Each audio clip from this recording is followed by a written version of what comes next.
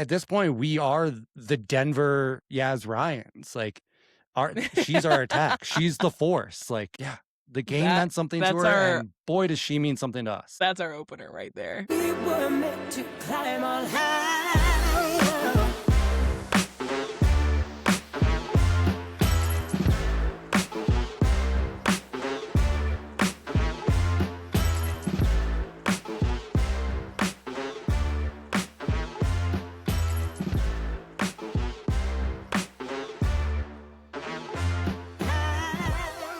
Hi everyone, and welcome to Sum It Up, your one-stop shop for all things Denver Summit FC, with plenty of side hikes into the greater NWSL landscape, women's sports in Denver, and everything you should know about the culture and community of soccer at 5280. I'm your host, Kaylee, and with me is my co-host, Matt. Before we dive into everything we saw in the Houston Dash matchup and what is to come against the Portland Thorns, Matt, take us peak to peak with all the hot goss and community events going on. Wait, I'm supposed to have hot goss? Yeah, Okay. yeah, No, I no, I thought can we do would this. add Okay. that in this time. Okay. Here's the gossip. I'm going to lean in because, it's hot. This British bloke, he told me that this Mexican chick named Lourdes got called up to the Mexican U23 national camp where she'll be there for 2 to 3 weeks as she prepares for the 2026 Central America Games with Team Mexico, where they're going to face, get this, ready? Puerto Rico, Colombia, and then Jamaica in the group stage. Now, come on, the tea is hot, right?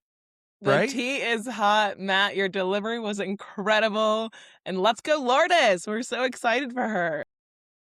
Yeah, for those of you that don't speak Love Island, Lourdes Bosch was called into the U23 Mexican domestic camp. She's down in Mexico now. I spoke to Nick about this. He did lament missing her for 2 to 3 weeks, especially at such a critical time where there are minutes for her to play. There are lineups for her to find herself in. But he doubled down. You always support your players' ambitions, especially on the national stage like this. And everyone just seems really stoked for Lourdes. And we reached out to her. Like, I'm going to be honest, I got a little worried. I was like, Lourdes, I didn't see you in training this week. Everything okay? Is an injury? God forbid. Are you going to another team? Like, I asked Kurt about this. Lourdes, if you're listening, we care very much. We were wondering where you were. We're so stoked now that the news is public that you're down at that camp, and we expect big things from you down there. Yes, absolutely. Way to go, Lourdes. We're excited and can't wait to tune in to see. So, Matt, that's your hot goss for today. Well, okay, so here, I got another one. I heard that my friends, the Cohens, built this really cool new house. They're calling it like a performance center. It's like 20,000 square feet. And then right next to it, you're never going to guess what they built next to it. Do you want to guess? Could it be like a soccer pitch? It is a 14,500 seat soccer stadium. And here's the best part. Do you know what color they made the majority of the stadium? It's wild. You're never going to guess it. You're never going to guess it. I mean, probably bright orange if I had to Green. guess. It's green. Yeah, it's green. And Okay, so, moving forward, this is like- our new format of peak to peak because this is hilarious. I am dying. so the new hot goss is that some of the friends are getting invited over on Thursday, and we're gonna get to do like a little like cribs episode and see this new green stadium. I'm pretty stoked for that. But that's not the biggest deal because then 14,494 more people are going to show up because this really cool chick is going to make her debut. Have you heard? She's a pretty popular girl. You might know her. Lindsay Heaps? I think I know her. Yeah. Yeah, We've yeah. met. She's coming over. It's going to be lit. This is by far the best pivot I've ever made on this show. Matt, you need to start a gossip channel now. I mean, you have the voice, you have the cadence. We're ready for it. Well, speaking of gossip, should we talk about what happened last weekend? I mean, poof. Yes. Okay. Moving on to our Houston Dash recap, where your Summit came out with a 2-2 draw. This game felt much more Summit football than we've seen previously in the Kansas City match. Previously, Nick called the KC match an unacceptable performance. And I was a little curious to see, just with how downtrodden he was and how frustrated he was and how frustrated the team was after that performance, if they would answer the call. And I do feel like they did. A draw isn't necessarily the result we were hoping for, but I walked away from this game feeling encouraged because I felt like we finally saw the response that Nick and Janine talked about after Kansas City. We saw the energy, we saw the urgency, and we saw a team that looked determined to put that performance behind them and for us to stop talking about it, honestly.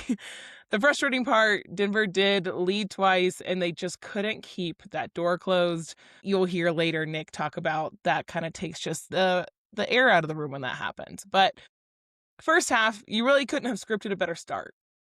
Just 12 minutes in, Janine showed exactly why she's become one of the league's most dangerous set-piece takers.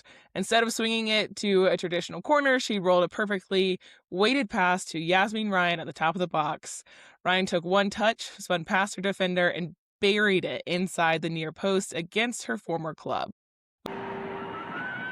Stays on the ground towards the top of the area. It's Yasmin Ryan. Ryan is going for goal! Wow!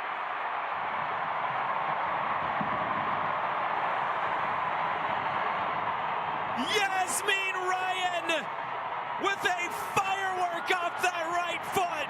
1-0 Denver. Ryan from distance. We've seen her do this in the past, and here she is getting on the score sheet, opening this match.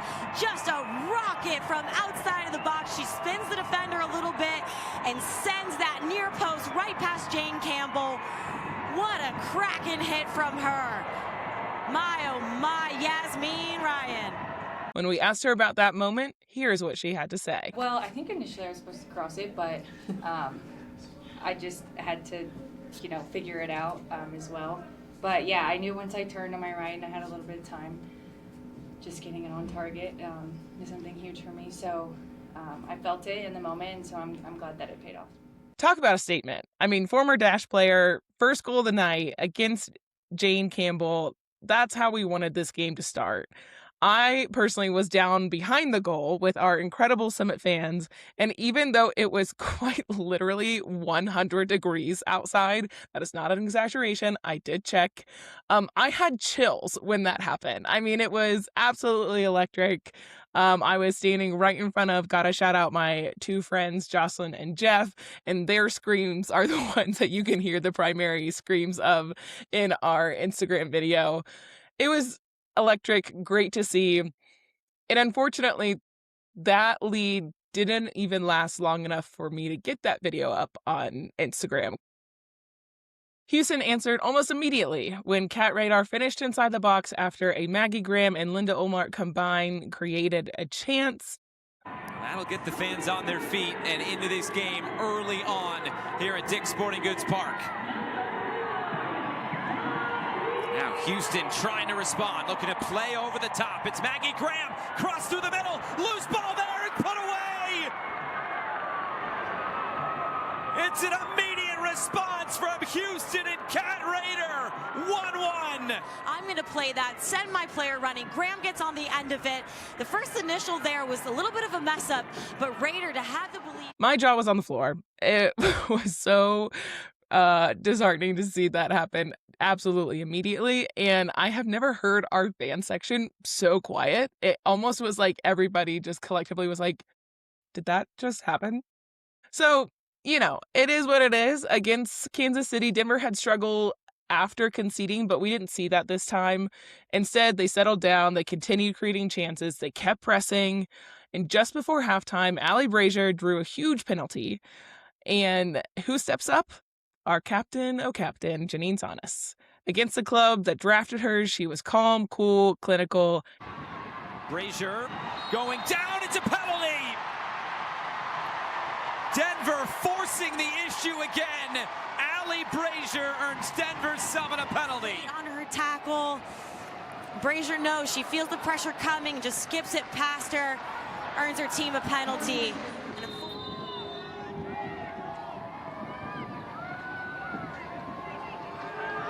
Janine Sones scores! Sones beats Campbell, and Denver leads again.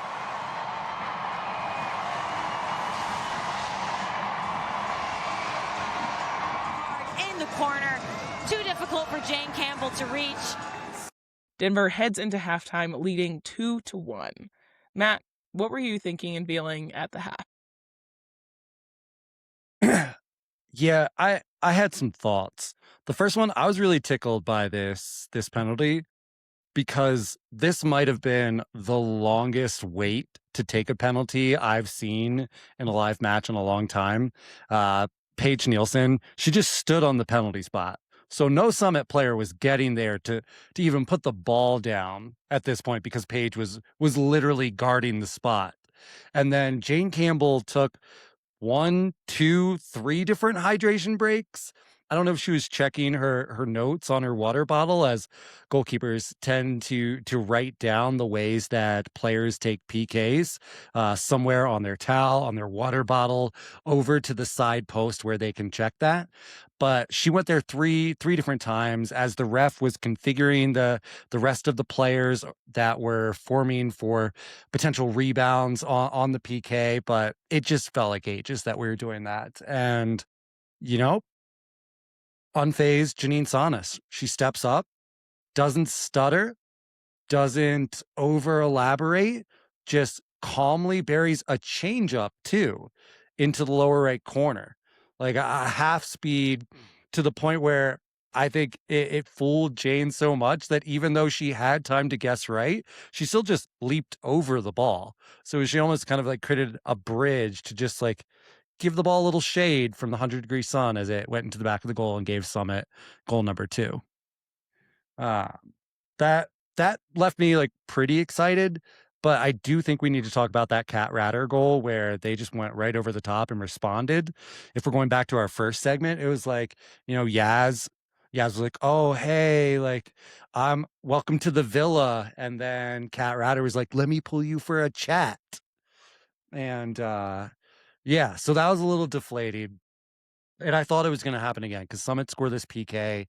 And then Dash just like seemed to open the floodgates to try and get an equalizer right at the death of the first half. You had Linda Allmark and Janine have been going at it, and it seemed like it activated Linda. Like at one point, Janine just kind of like hockey checked her, and then that seemed to like turn Linda up to 11. She became such a force in this match, like throughout it. We're gonna call her name a few times as we talk about the second half. But yeah, I went into the half excited, but I went into it kind of worried that we were about to get Casey currented again, that the Dash realized they could just skip over everything and go straight to goal. And into the second half, it wasn't quite a full-on Casey Curran situation, but it was not the start that Denver was hoping for. Into the second half, the exact start Denver did not want. Just 3 minutes after halftime, Maggie Graham whips a dangerous ball into the area that Linda Ulmark finds and finishes for her first professional goal, making it 2-2. Raider. Space on the far side for Houston to exploit. Early ball in! Ulmark's there!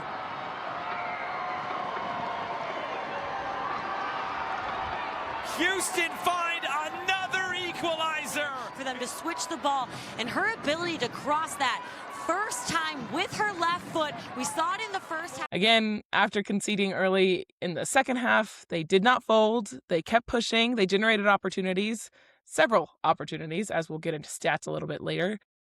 And they looked like the team far more interested in finding a win over the final 40 minutes. Jane Campbell had to make multiple real quality saves, and Denver continued to put Houston under pressure until the final whistle. I think collectively we all thought Yaz was going to get another one right there at the end.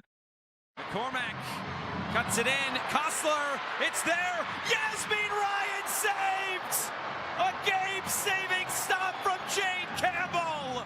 Despite the draw, it did feel like Summit controlled long stretches of the game, even after the equalizer. individual performances and a few stats for you. But before that, Matt, final thoughts on the second half? Second half was frustrating. It just seemed like we could throw as many shots at the goal and Jane Campbell as we wanted, and none of them were going to go in. Both from, just to be honest, poor quality shot taking, both from a shot selection, but a shot power standpoint. But also, it just didn't seem like anything was going to go our way that second half. This really felt like we had a barrage of offense. Like it was there. We had the chances. We'll talk about those stats, but it just seemed like it wasn't going to happen. Houston seemed content to park the bus, leave with a point, 2-2, get some semblance of vengeance from that 4-1 beatdown we put on them at home. And yeah. Speaking of those shots, we had 26 shots. 13 of them were shots off target, 10 were on target, 3 were blocked, 15 of them were inside the box. Inside the box, 15 shots, as opposed to Houston Dash's 6 shots in the box. So that's what I walked away being a little bit frustrated with, which we talked to Nick and the team about. I think my favorite quote of his from the post-conference presser, just to give everybody a preview, was, "Yeah, I also like it when the shots go in the goal." Yeah, when it goes in the goal. And it just kind of felt like a collective, like, yeah, which reminded me, actually, off topic tangent, of a trend I've been seeing of people playing dumb at World Cup games and things. And they're like, I don't know, if it were me, I would just put the ball in the goal. I don't know what these people are doing. And it's typically someone who obviously has no soccer experience or knowledge or anything. And obviously that wasn't the vibe that Nick was going for as the head coach of our team, but it did feel eerily similar to be like, yeah, also one of my favorite parts of the game when the ball goes in the goal. So yeah, back to the stats. Nick can take Allie's tagline of "put it in the back" as her favorite supporter section soccer mantra. Like, just put it in the back. I don't know. What are they doing? Just do it.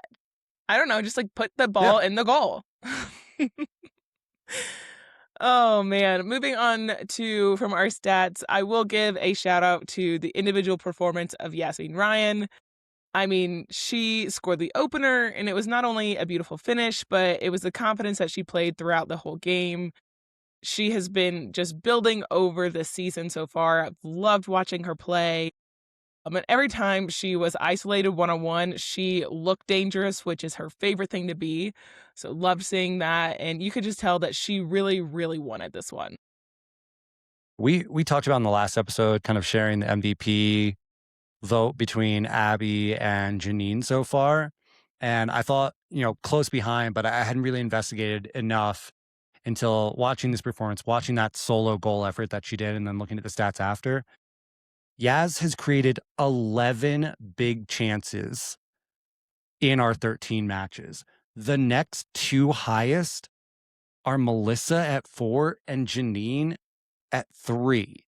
And these are dangerous players in Janine and Melissa. And Yaz has made 11 big chances. And the stat that isn't going to show there is how much of that has been aided by Io Oka. Now they've been paired on the right side. But at this point, we are the Denver Yaz Ryans. Like, she's our attack. She's the force. Like, yeah, the game meant something to her, and boy, does she mean something to us. That's our opener right there. I couldn't agree more. Personally, I know that there was some discord about how it was frustrating not to get more points on the board, but hey, a point on the board, a draw going into what's going to be a really tough game, just gives us something to build on and gives some more grit to the team of what they're going to work on this week. Defensively, I think things are still cleaning up.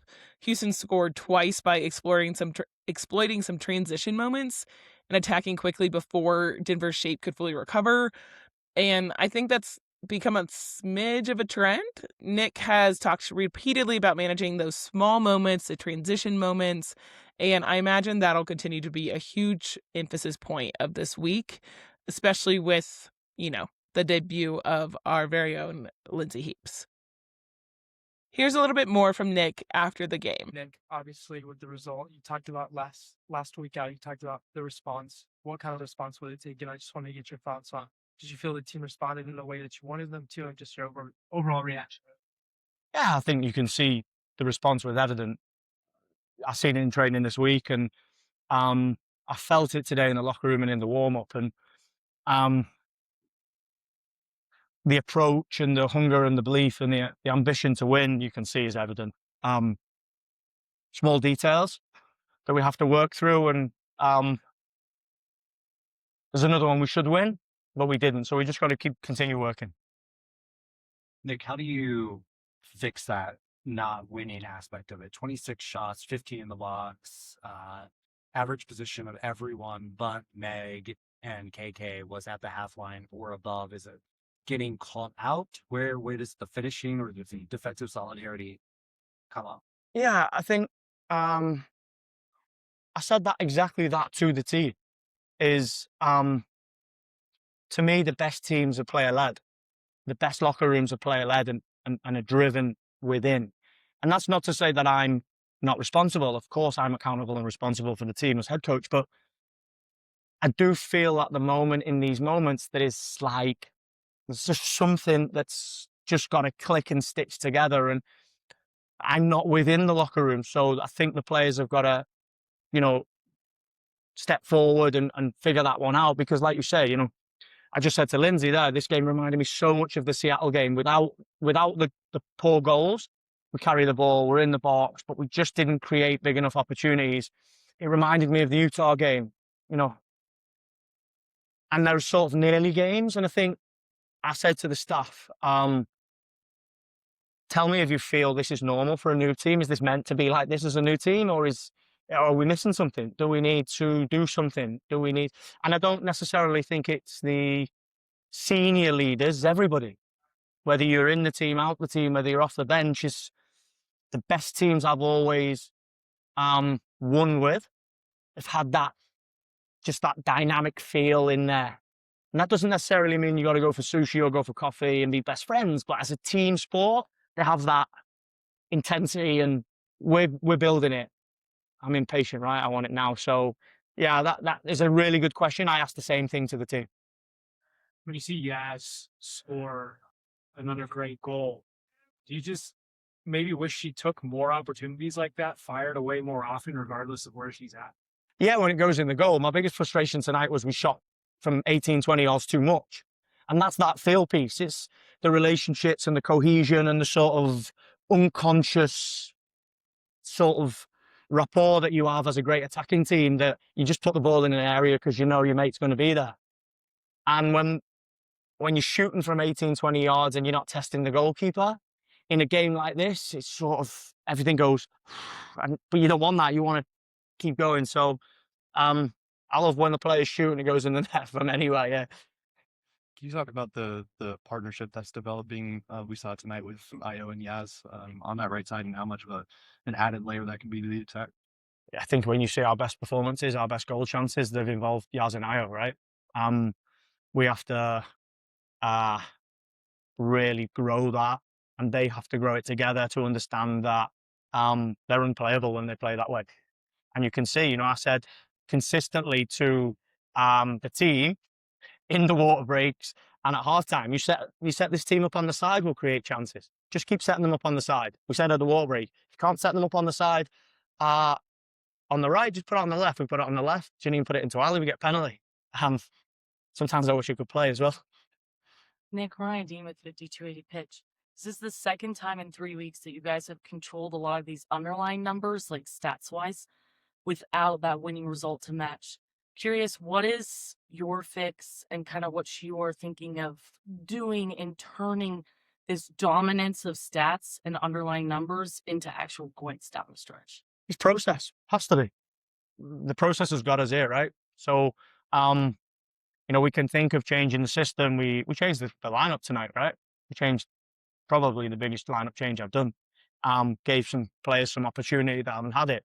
Just got to stick to the process. And like I say, you know, I think for me to go from being a good team to a great team is about being deliberate.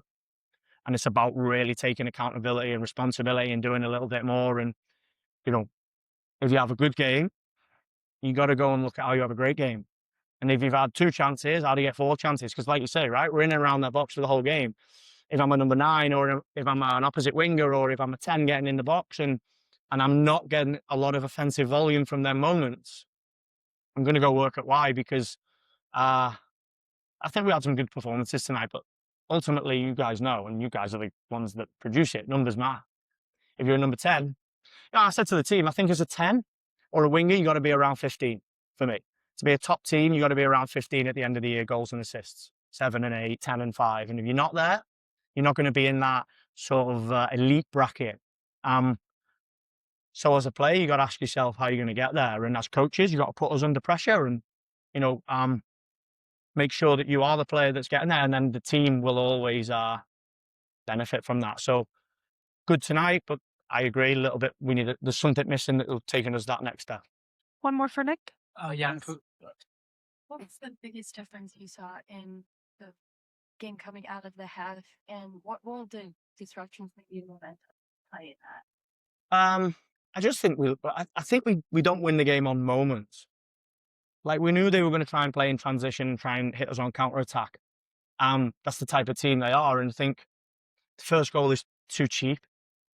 The second goal is their moments all come from cheap moments. And Kansas's did, right? You look at Kansas, we didn't deserve to win the Kansas game, but we gifted them some moments and some goals. And I think at this level, you know, I say to the team, every day I say to the team, it's meant to be difficult. This is the highest level of the game. This is professional football. You can change countries. You can go to Germany or France or England. That's just your opinion that league might be better. But this is the highest level. It's meant to be difficult. So you've got to be on your game every week, because if you drop the ball down and you're out of position, they'll put the ball on the side, put it in the box, and it'll be 2-2. We've got to get better at those moments. I think what we heard from Nick, at least something that I think was pretty easy to read through the tea leaves, was a coach sending a message to his players that this one's on y'all. Like we were set up well. You guys did almost everything well. You didn't finish. I know you talked about that point, Kaylee, and I really think this is 2 drop points. I think this is a loss in my eyes. This was a game that we should have handily controlled. We did it on their home turf 4-1, and it just seemed like we had the yips on finishing. And then going back and looking, I asked Nick about this. The whole team's average position on the field was at the half line or above, except for Kaylee Kurtz and Meg Reed, or when she came in, Kaylee Kurtz and Ava Gaetino.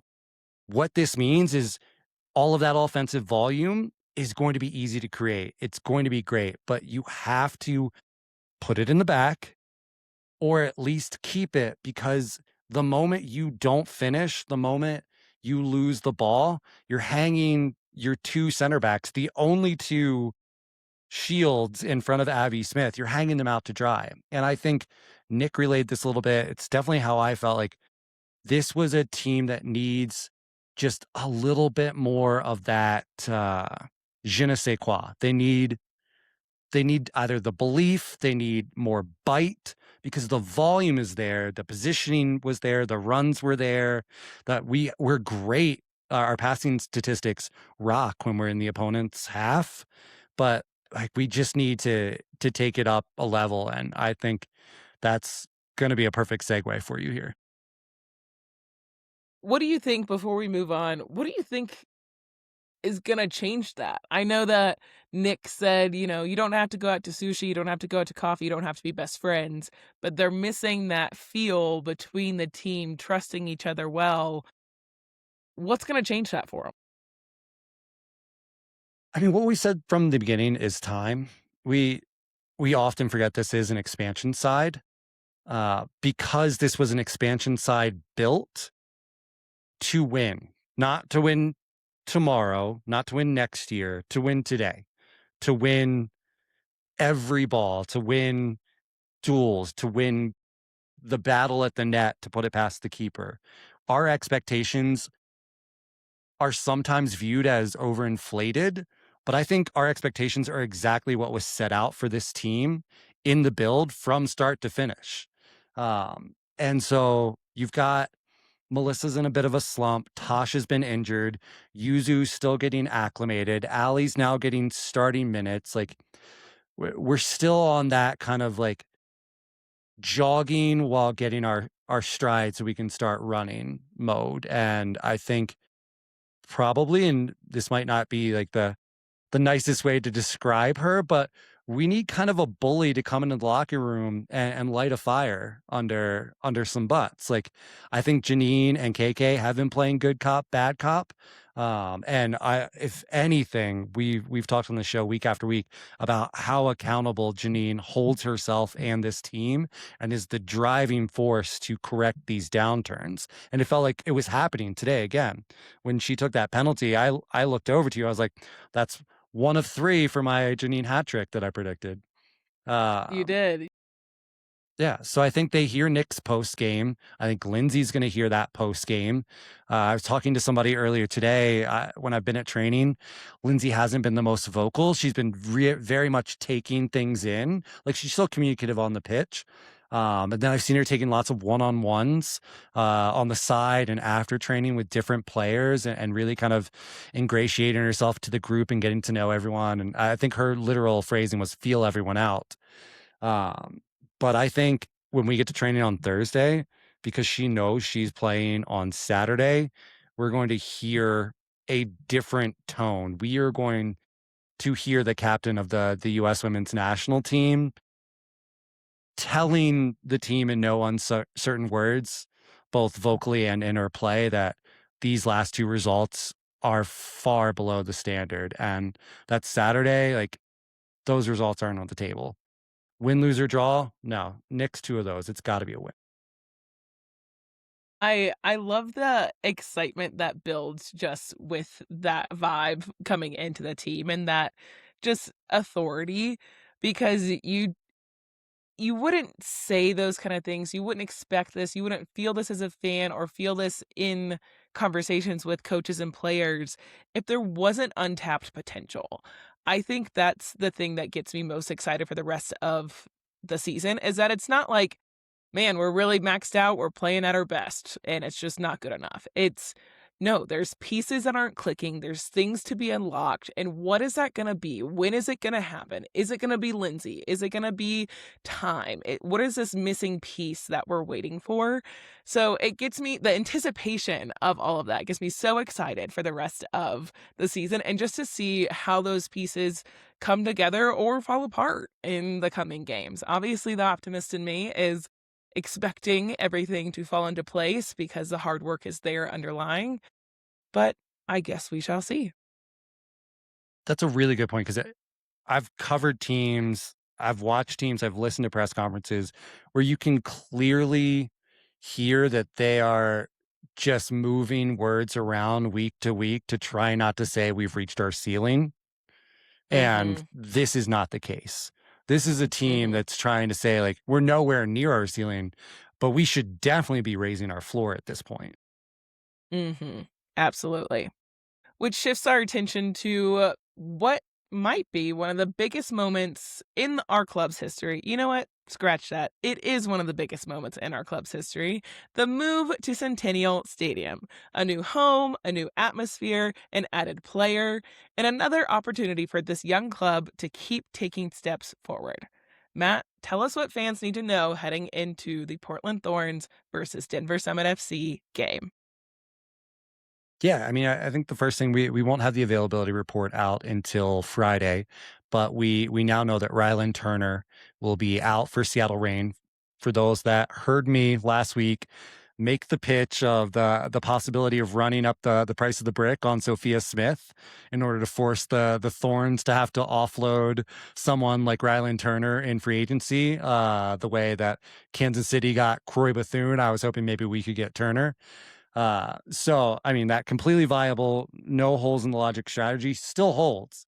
I don't think that this injury like changes any of that. Perhaps it even helps us. We're like, hey, Portland, you're not gonna get her for probably 4 to 6 weeks. Like, we'll take her off your hands and give you some some cash flow for you to to bank on Sophia.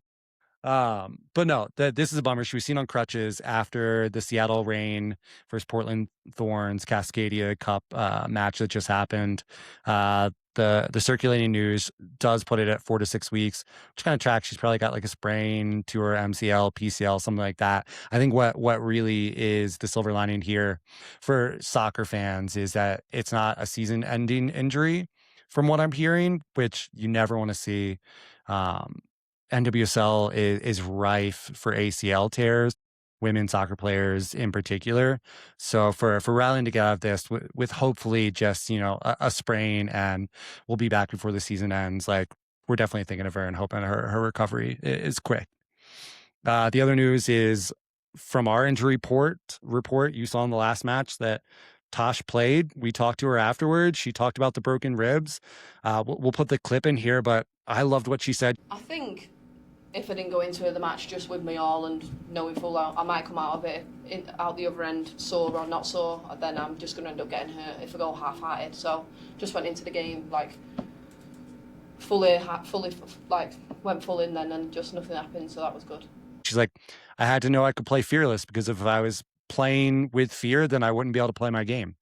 And I thought she showed that. And I think she's going to show that even more next game. And Tosh Flint is, I think, probably the second most important person to our attack right now after Yaz Ryan. So getting her back is going to be huge for this match.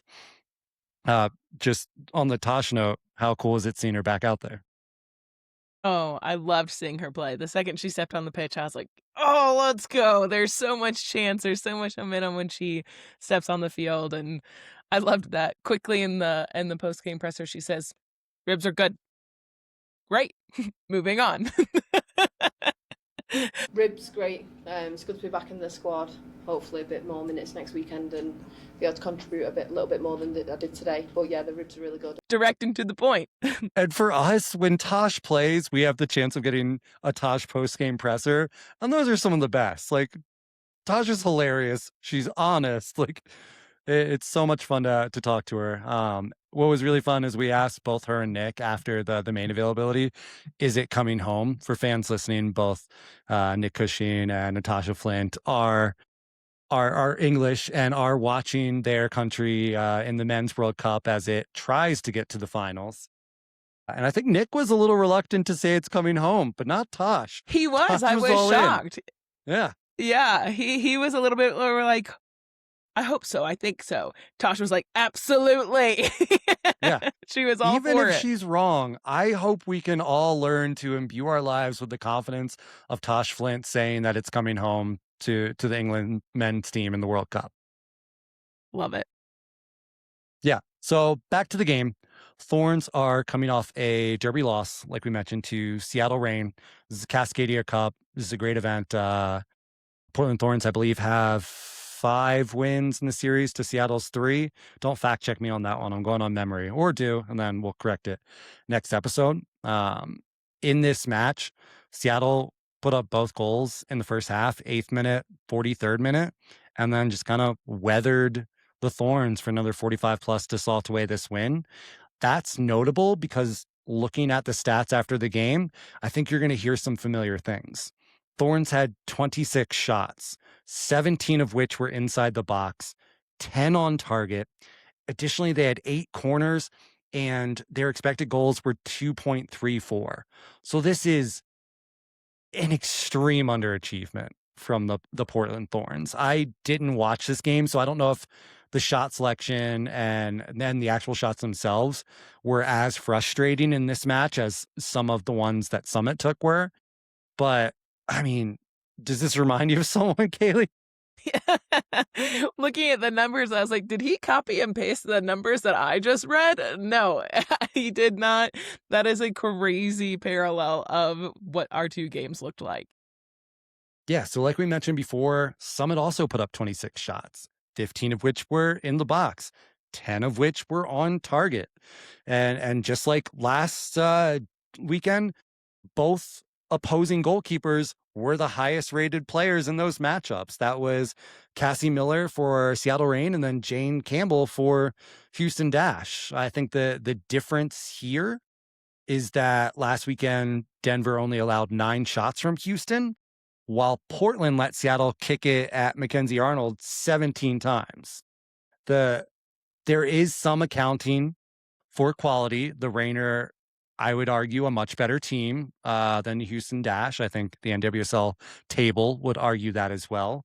But that is an encouraging stat as we're looking for some slim differences to parse all of these similarities that we're talking about. I think really, though, it goes to show that even though this is going to be a matchup between us of the 3rd and 11th on the table teams, 3rd being Portland Thorns, 11th on the table, unfortunately being Denver Summit, these teams are a lot closer than that would lead you to believe. And this goes back to what Lindsay Heaps talked about in her press conference, that the parity of the NWSL and kind of the allure of the league to a player is that any team can win any day.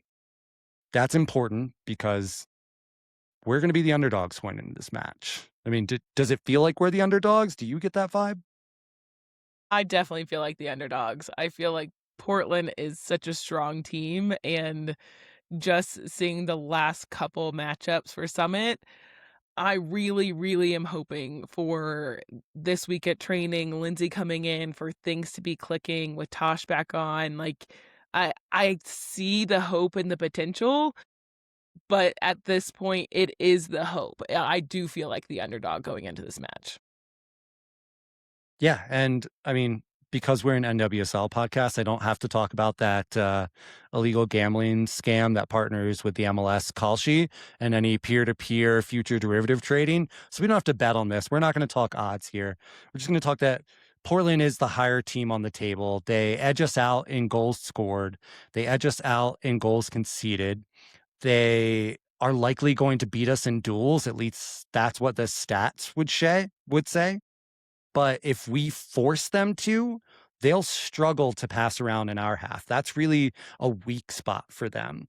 And that's the opposite for us, because when we send everyone but Ava and KK up the field, we find a lot of joy in moving the ball around in any opponent's half. We've really been able to do that to anyone. It's been a characteristic of the Summit attack that hasn't really faltered given which opponent we're facing. I think what's going to happen is the Thorns will be more potent than we are. They at least should be on paper. Their top attackers, Olivia Moultrie, Pietra Torden, and Sophia Wilson, are sitting at 10, 10, and 8 goals plus assists, respectively. Our top 3 are 7, 6, and 6 from Janine, Tosh, and Yaz. For those listening, I think we talked about this on a previous podcast, but a really good metric to see who's contributing the most. I know goals typically take the highest card on the stat line, but goals plus assists really show who's doing the most cumulative work. So like in this instance, Pietra Torden is an assist master for Portland Thorns. Like we have to look out that she doesn't Croy Bethune us, if you will, if we can go back 2 games or if it's too soon.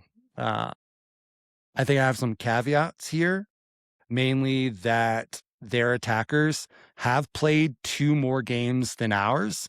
Portland Thorns have played 15 games on the season to our 13 games. So there's an argument that they should have higher stats because they've had more opportunity. Maybe an argument that they'll be a little more tired than we are, and coming to altitude, we should really push that effect. And then the other caveat is that one of our best finishers, one of our most important players in the attack, Tosh Flint, missed 2 matches. So it seems a little natural that we'll be down in those attacking stats.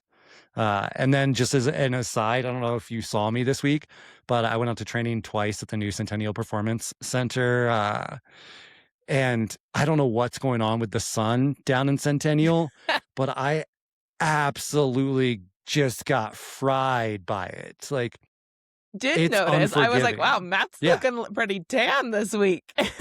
Yeah, I go to training for the Rapids in Commerce City. I go to the pool. I'm out playing soccer at high noon on the weekends. But something about the sun in Centennial was just magnified and roasted me to a crisp. We were all burning up there.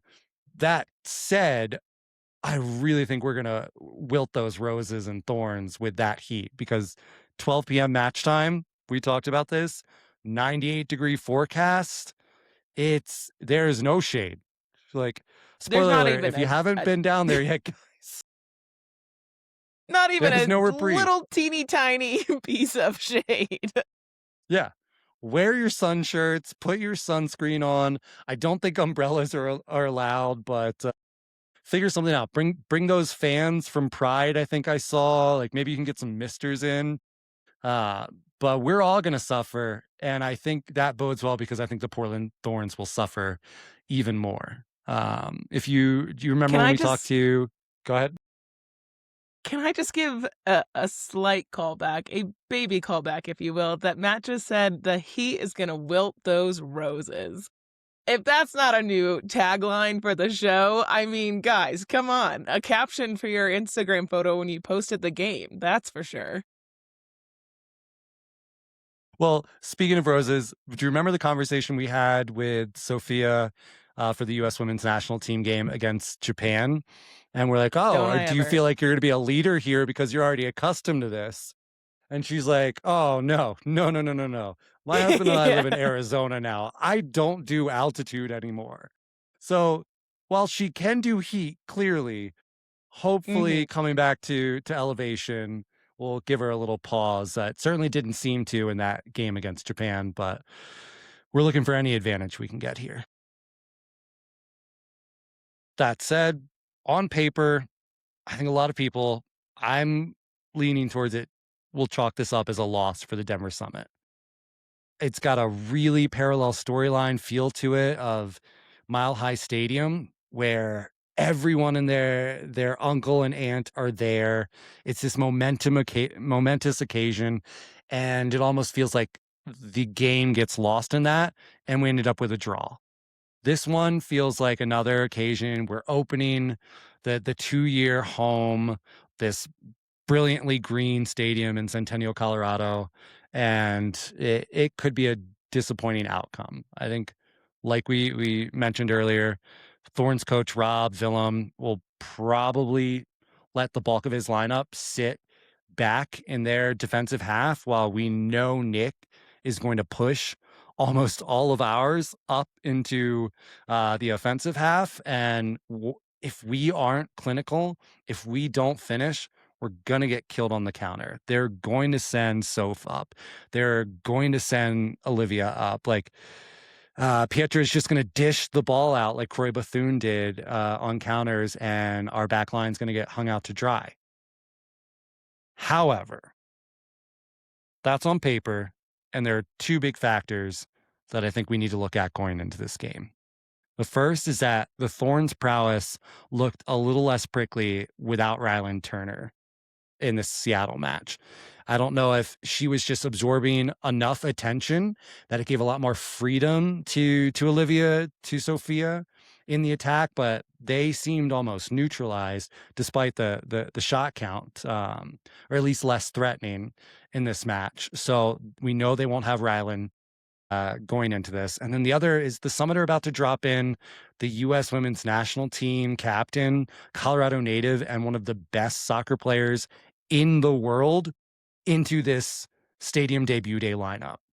Question's going to be, appropriately, how much of an effect will Lindsay have? How much will she play? And what will her play do as a force multiplier to the rest of the team? We know she'll definitely change what Nick does, at least a little tactically, on the formation board. But when she gets on the pitch, what she allows for other players to do out there around her in the game, and she'll definitely add some of that sorely needed finishing. I think if we get another 26 shots on goal and 5 of them come from Lindsay Heaps, 2 of them are going in. So question to you, Kaylee, do you think her presence is going to be enough to lift the Summit over this contentious point of leaking goals we've had recently? Okay, so I'm usually the one that is incredibly optimistic. I come out hot with positive vibes and too many goals, but I think this is going to be a really tough game. I hate to predict against my girls, but I don't think we're quite ready. And I think we're going to see a lot of improvements. I think we're going to see a lot of promise, and I do think Lindsay is going to have a big effect on the team. But there's something about, I don't know, I just don't think we're quite there. I think we're going to see a 2-1 Thorns win, and that might be my first true loss prediction. I think I've predicted some draws. I would have to go back. You got to run the tape back for that one. I think Lindsay or Tosh are going to get the goal. I think we're going to see some really incredible soccer, but I just don't know if we have it in us this time. That's good. So listeners, my trick worked. I convinced Kaylee to pick a loss because your boy's not going to do that to the team. We're coming out with a dub from the Centennial Stadium debut. You let the haters hate, namely Kaylee Long. Hey, but I I'm got not you a hater. with the hopium. I think this game is going to be storybook because something I didn't mention when we talked about the game earlier, you talked about this play in particular, was Yaz Ryan was set up for the storybook ending on that goal. I think that was the 93rd minute that would have won the game against her former team, capped off the double, and really solidified her statement of intent as one of the best attacking players in the NWSL. And I feel like we were robbed of that storybook ending. Like Jane Campbell was just sharp enough. I think Yaz had the shot angle, like it was almost there. So I think the universe is going to give us the storybook ending this week. It stole from us last week so that it can make sure it gives us the storybook ending this week. And I think we are going to win. Is it the universe or is it Lindsay Heaps? Well, yes. Yeah. What's the difference? They both cover everything. It's true. I don't think either team's going to play defense this week. I think it's going to be too hot. They're going to be too laggy, and we are just going to get offensive football. And I think it's going to be a 4-3 Denver Summit win where Lindsay Heaps scores the storybook ending winning goal against her former team, the Portland Thorns. We forgot to talk about that in this match preview. Like, yeah, she's a Thorn. People didn't know that. Okay, Yeah. not anymore. If you didn't know, now you know. I think it's a pretty well-known fact. I don't think we're breaking any news here. But storybook ending against her former team, against her friend Sophia Wilson and U.S. Women's National Team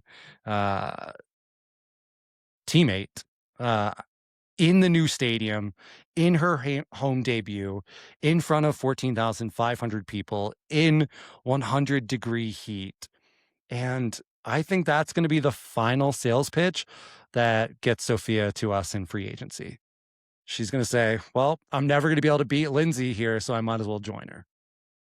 I'm going to give goal scorers, I think. Go ahead. No, you go ahead. No. I've got it after this. All right. I'm giving a brace to Lindsay Heaps. I'm giving a goal to Yaz and a goal to Janine. No, actually, I'm giving a goal to Yaz, and then Melissa's getting out of the slump. Melissa Kostler is going to score a goal. I think Moultrie 1, Sophia Wilson 2 goals. Matt, I mean, you sold me. All right, I switched to yours. I understand and stand by mine. We literally have an I know audio it's and not how video it record. works. You don't get to switch. I know. No. I mean, You I switched entered in your my plea. heart. The jury's not going to hear a different one. I'm hoping in my heart that you're right. I do feel like the pessimist, I don't know. I don't know what's been switching for me lately, but I think I stand by what I said because I always will. But you've won my heart over. I'm hoping for your outcome. That is for sure. I'm hoping for yours more than I'm thinking I'm right. I mean, just to give you a perspective on my track record, when I look at things and say like, "Oh, neither of these teams are gonna play defense, it's gonna be a high-scoring game," that almost assures we're going to see a 0-0 draw at the end of 96 minutes in just sweltering heat. So, 2 sides of the coin. I mean, I'm hoping for yours. I want a storybook ending. I wanna if I'm gonna be in the heat, I wanna enjoy the time, and I am so excited to see Lindsay make her debut. I think it's gonna be a great game no matter the score. I'll tell you what, listeners, if we win, and especially if we win in spectacular fashion with a Lindsay Heaps golazo to take the 3 points, after Kaylee and I are done with the press conference, just go right down the road, meet us at Cherry Creek Reservoir. We're going swimming. We're gonna cool off. We're We're gonna jumping celebrate. in. We're having a party. Like, it's right by the stadium. Like, done. I'm in. I'm in. Count me in. For those Do you that think are going to the we could game, get oh, go ahead. 14,000 people to go right from the stadium to Cherry Creek Reservoir? I'm gonna call the I parks think department. Summit fans could make some haste and get their butts down there. Absolutely. Holla paddle boards, if you're listening, just have them ready and waiting for us on the side of the reservoir. Yeah, Kong and LaCroix, Summit partners, be ready with bevies for the people and the pups. Done. If you are headed down to Centennial, there's a couple things that you should know. So, for the new stadium, there's a lot of different rules. Rules feels like lame to say, but there's a lot more guidelines around the stadium. On the weekend games, the parking lot's going to open 2 hours before the game. And on the weekday games, it will open 1 hour before. So that means this beautiful Saturday game, the lots will open at 10 a.m. The fan zone will be open at 10 a.m. and the stadium gates will open at 10:30 a.m. Reminder, the match starts at noon. Parking, if you guys haven't gotten an email from Summit about all of this information, let me know and I can forward it to you because it is really helpful. I am the girl that reads about the parking before I go somewhere because I do not like getting pissed off and frustrated before I even get to have fun at an event. So there is some parking passes. No, I'm not done. There's some parking passes. There are some general parking. There are some shuttle services. Matt, I can see it in your eyes. You were trying to get me to stop talking about parking, but there's still more. There's rideshare options, public transportation. There will be some street closures, so be sure to maintain your boundaries within and outside of those. Yes, Matt, you may go now that I've concluded my parking. No, I think you should PSA. talk about parking. I was just gonna say you read all of the terms and service agreements, don't you? Like every word. I You read scroll the it. whole thing. I don't read the terms and services nearly as much as I should. I don't read the fine details, but if it is something that is going to inconvenience me, like a bag policy, like a ticketing, how to get my tickets. Fun fact, I'm actually not allowed to have the tickets in my family anymore. I've messed up too many times. We have deliberated that that is not a responsibility for me to handle. I handle a lot of other things. I am a great contributor to our household, but not in the Shout out ticket Ryan department. for That is not- making the hard but good call. Every now and then, actually, it was right before we went to the World Cup. I informed him, I was like, hey, by the way, our tickets are not with our friends. And he was like, what? I was like, yeah, sorry, it didn't work. And he was, okay, but you have them. I was like, I actually don't know what email or where they are. And he's like, Haley, we leave for LA in 2 days. I was like, sorry, this is why I wasn't supposed to be in charge of it. So anyways, I digress into my personal life. Yeah, if there's something to read about something that could possibly inconvenience me or make me have a bad time just because I didn't read the FAQ, I'm going to read the FAQ. So, all that Speaking to of say, the FAQ, did you cover that there is no tailgating in these parking lots? That is I a did rule. not cover that. I did not say that. So if you are intending to tailgate, then be sly. These parking lots are all operated by LAZ Parking.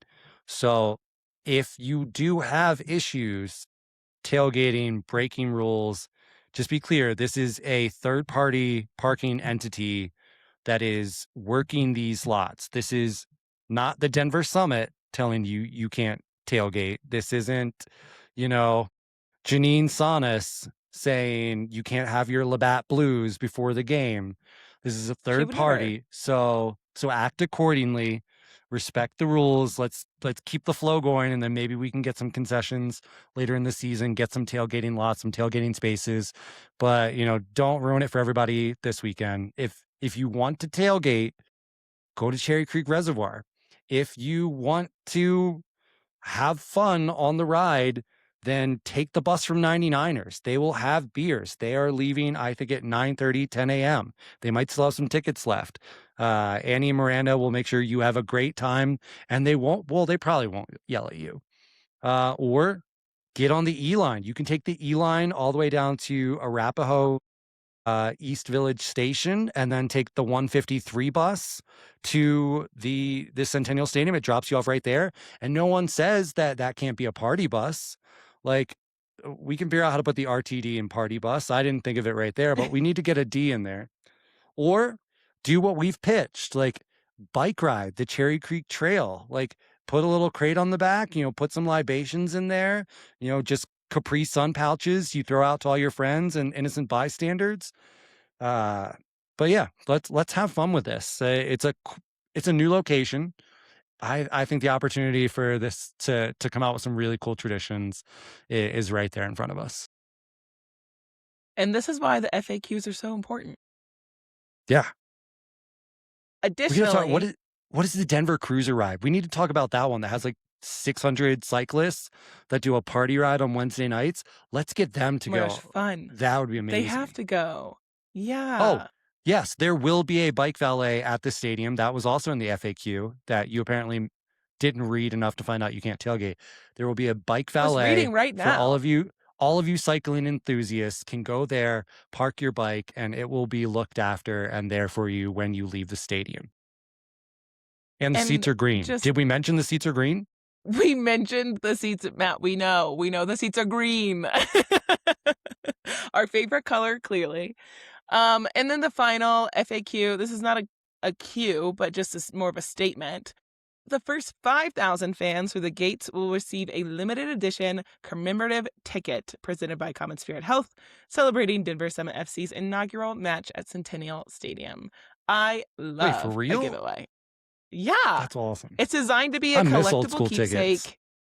Yeah, and the ticket, it'll have a historic milestone design on it, bringing in the new chapter of Denver Summit FC to life. And I mean, that is enough for me to get there early, as if I wasn't already going to be there early. But yeah, a lot of good things in the email. If you haven't had it, if you haven't read it, seems like I need to read it again. Let us know and we can forward you the email. Welcome to Sum It Up, where we read emails to you. Oh, now I'm so lame. I like how we started the show as like Hot Goss Love Island, and we've ended with like ASMR, like FAQ email reads. Please make sure what? that All that to of your say is we bags have are less than range. 8 by 6 inches. The range on Sum It Up is never to be limited. So this is just our creativity shining through. I think we're hitting a new stride, Matt. I think this is an us problem that we're trying to turn into an us gift to the greater world. If someone was reading me the FAQs instead of me having to read it, I would be happy about it. So you never know who's we're helping out there. I'm just going to print out the transcript of this episode so we can read it to each other this weekend. Oh my goodness. Well, as always, be sure to check us out on socials, Summit Up Show on Instagram and at Summit Up on Blue Sky. If you're not able to make the game, Blue Sky is a great place to get a play-by-play. If you're busy, if you're working, if you're at a family breakfast that you just can't escape, you could just kind of sneak your Blue Sky updates under the table. Till next time, Sum It Up. Sum it up.